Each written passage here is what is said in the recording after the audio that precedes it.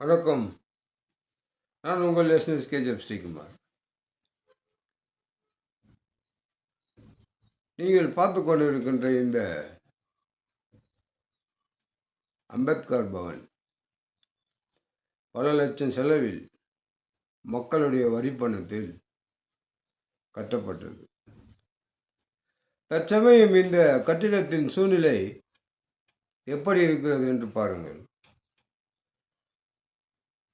இந்த கட்டிடத்தை பற்றி பேசுவதற்கு முன்னால் இந்த கட்டிடத்தில் தற்சமய சூழல், இது நீதிமன்றத்தில் இந்த கட்டிடத்தை பற்றியான வழக்கு இருக்கிறது. இந்த நீதிமன்ற வழக்கில் என்ன சொல்லியிருக்கிறார்கள் என்றால், இந்த நீதிமன்றத்தில் பெங்களூர் உச்ச நீதிமன்றத்தில் சொல்லப்பட்டிருக்கின்ற விஷயம், இந்த கட்டிடத்தை யாரும் புதுப்பிக்கக்கூடாது. தற்சமயம் கட்டிடத்தில் யாரும் கூட்டமோ ஏதோ நடத்தக்கூடாது, கட்டிடத்தை திறப்பு விழாவை நடத்தக்கூடாது அப்படின்னு உச்ச நீதிமன்றம் சொல்லியிருப்பதாக இந்த கட்டிடத்தின் வாயிலே நகர சபை கமிஷனரின் பெயரில் ஒரு போர்டு வைத்திருக்கிறார்கள். நான் கேட்பது, தேர்தல் நேரம் வந்துவிட்டால் மட்டும் அம்பேத்கர் பவனை பற்றி பேசுகின்ற அரசியல் கட்சி தலைவர்கள் இது நீதிமன்றத்திலே இருக்கிறதுன்றதுக்காக அப்படியே விட்டுலாமா? மேற்கொண்டு நீதிமன்றத்திலிருந்து இந்த கட்டிடத்துக்கு விடிவு காலத்தை ஏற்படுத்தி கொடுப்பதற்கு யாரும் தயாராக இந்த கோலார் தங்கவயல் இல்லையா? இது யாரால் முடியும்? இது யாரால் செய்ய முடியும்? அவர்கள் ஏன் செய்ய மறுக்கிறார்கள்? அவர்கள் ஏன் செய்யவில்லை? மீண்டும் ஒரு தேர்தல் வந்தால்தான் இதை பற்றி அவர்கள் பேசுவார்களா? ஏழை எளிய மக்கள், பாமர மக்கள், நடுத்தர மக்கள் பல லட்சம் ரூபாய் செலவு செய்து திருமண மண்டபங்களுக்கு போய் விழா நடத்த முடியாமல், ஒரு திருமணத்தை கூட நடத்த முடியாமல் வறுமையில் வாடிக்கொண்டிருக்கின்றவர்கள் எல்லாம் இந்த பவனை அவர்கள் பயன்படுத்தி கொள்ள வேண்டும் என்ற ஒரு நோக்கத்துக்காக மட்டுமே உருவாக்கப்பட்டவை தானே இவை. அப்படிப்பட்ட இந்த அம்பேத்கர் பவன் செடி கொடிகள் முட்கள் மத்தியிலே இன்னும் தேர்தல் வழக்கு என்ற பெயரில் நின்று கொண்டிருக்கிறது. இதற்கு விடிவு காலத்தை யார் கொடுப்பது? தங்கவயலில் இருக்கின்ற எந்த தலைவரும் கடந்த 2023 சட்டமன்ற பொது தேர்தலிலும் மாறி மாறி மாறி மாறி எல்லா தலைவர்களும் பேசினாங்க. அம்பேத்கர் பவன் இப்படி இடித்து விடலாம் என்று சொல்கிறார்கள், இல்லை நாங்கள் காப்பாற்றி விட்டோம், இல்லைன்னா என்னென்ன பேசுனாங்க. சரி, திரும்ப நீங்கள் 2028 வருஷம் எம்எல்ஏ எலெக்ஷன் நடந்தால் தான் இதை பற்றி பேசுவீங்களா? இல்லை நீங்கள் பேசணுன்றதுக்காகவே ஒரு இடைத்தேர்தலை கொண்டு வரலாமா? இல்லை இன்னும் ஒரு 4-5 மாதத்தில் நடக்கிறதா இருக்கிற இந்த நகர சபை தேர்தல் வந்தால் இதை பற்றி பேசுவீங்களா? மதிப்புக்குரிய அனைத்து கட்சி தலைவர்களே, உங்களை நான் கேட்பது ஒன்றே ஒன்றுதான். நீதிமன்றத்தில் இந்த வழக்கு இருக்கிறது, நான் ஒப்புக்கொள்கிறேன். நீதிமன்றத்தில் இருக்கிறது என்பதற்காக அப்படியே இந்த வழக்கை விட்டுவிடலாமா? இந்த வழக்கை யார் நடத்தி கொண்டிருக்கிறது? இந்த வழக்குடைய தற்சமய நிலை என்ன? இந்த வழக்கு நீதிமன்றத்தில் வெற்றி பெற்று இந்த அம்பேத்கர் பவன் மக்கள் பயன்படுத்துகின்ற வகையில் மக்களுக்கு பயன்படுகின்ற நிலைமைக்கு வருமா? வராதா? நீதிமன்றத்திலே இருக்குமா? தனிப்பட்ட முறையில் ஒரு தலைவருடைய சொத்து நீதிமன்றத்துக்கு போய்விட்டிருந்தால், ஐயோயோ நம்ம ப்ராப்பர்ட்டி நீதிமன்றத்தில் இருக்க வழக்கு இருக்குது அப்படின்னு எத்தனை முறை நீங்கள் நீதிமன்றத்துக்கு போயிருப்பீங்க, வந்திருப்பீங்க. அந்த ப்ராப்பர்ட்டியை மீட்கிறதுக்காக எவ்வளோ போராடி இருப்பீங்க. இது பொதுமக்களோட ப்ராப்பர்ட்டின்றதுக்காகத்தான் எல்லாம் எலெக்ஷன் ஓட்டுன்னு மௌனமாகிறீங்களா? நான் குறிப்பிட்ட கட்சியெல்லாம் யாரையும் நான் சொல்ல விரும்பவில்லை. அனைத்து கட்சி தலைவர்களையும்,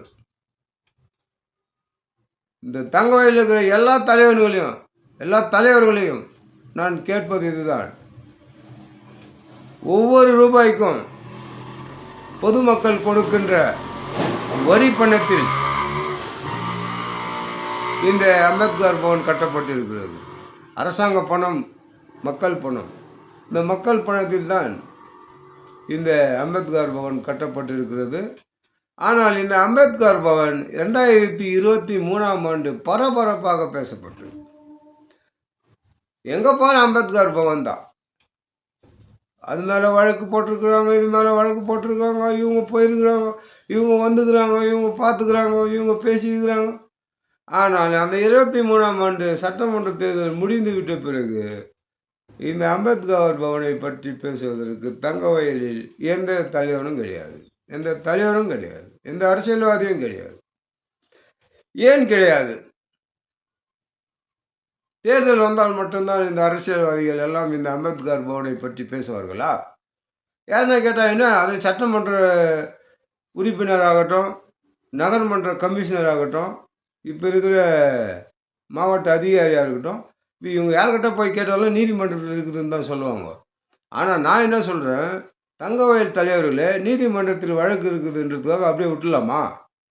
அது அப்படியே பாழடைஞ்சு போகலாமா? மக்களுடைய வரிப்பணத்தில் கட்டப்பட்ட அந்த கட்டிடம் இப்படியே விட்டு விடலாமா? அதற்கு எப்போது விடுதலை கிடைக்கும்? அதற்கு யார் விடுதலை வாங்கி தருவது?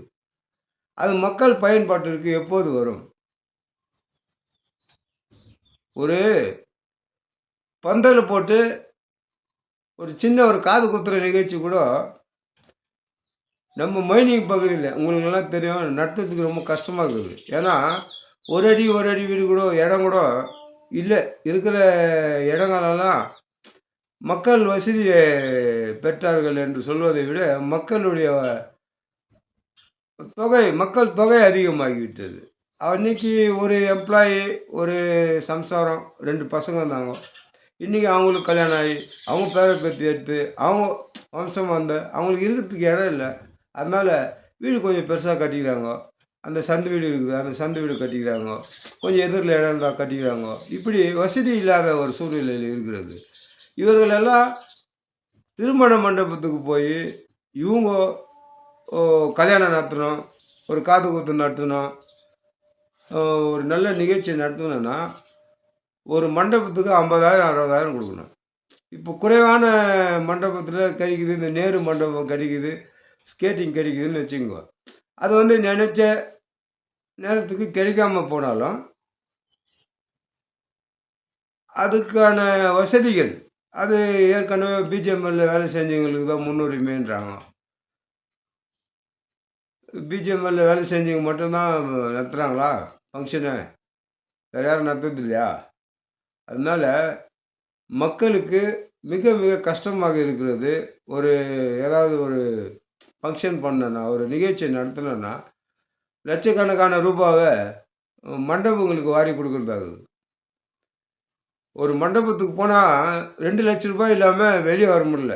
மண்டபம் வாடகை, மண்டபம் டெக்கரேஷனு, மண்டபம் சேரு டேபிள், மண்டபத்தில் வேலை செய்கிறவங்களுக்கு பணம், மண்டபம் கரண்ட்டு பில்லு, இப்படி ஒன்று ஒன்று பிரித்து போட்டு லட்சக்கணக்கான பணத்தை வாங்குகிறாங்க. அவ்வளோ பணம் இருக்கிறவங்க ஓகே, இல்லாதவங்களுக்கு இது பயன்படும் இல்லையா?